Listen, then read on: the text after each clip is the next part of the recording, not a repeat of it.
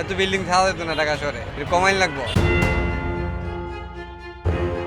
গাছ কেটে ফেলতেছে, গাছ লাগানোর কোনো উপায় নাই। একদিকে সবুজের সমারোহ ও পাখির কলরবে মুখরিত বোটানিক্যাল গার্ডেন চিড়িয়াখানা, অন্যদিকে আকাশচুম্বী ভবনে ঘেরা মিরপুর 10 নম্বর।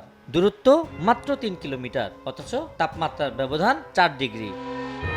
যেখানে গাছ ও জলাশয় আছে সেখানকার চেয়ে যেখানে নেই সেখানে তাপমাত্রা তুলনামূলক বেশি। ক্যাপসের গবেষণা প্রতিবেদন অনুযায়ী গত 7 বছরে গড়ে দক্ষিণ সিটিতে 4 ও উত্তর সিটিতে 3 ডিগ্রি তাপমাত্রা বেড়েছে।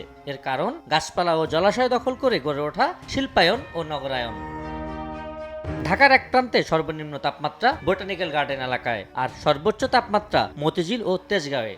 পার্থক্য 7 ডিগ্রিরও বেশি। গাছপালা, জলাশয়, লেক থাকায় উত্তরা 18 নম্বর সেক্টর, চিড়িয়াখানা, রমনা, সংসদ ভবন এলাকার তাপমাত্রার চাইতে মিরপুর 2, 10, কারওয়ান বাজার, তেজগাঁও, মতিঝিল এলাকার তাপমাত্রা অনেক বেশি। শিল্প কারখানা, এসি নির্ভর বহুতল ভবন, মেট্রো রেল, এলিভেটেড এক্সপ্রেসওয়ের মতো স্থাপনা থাকায় এসব এলাকার তাপ অসহনীয় পর্যায়ে চলে গেছে।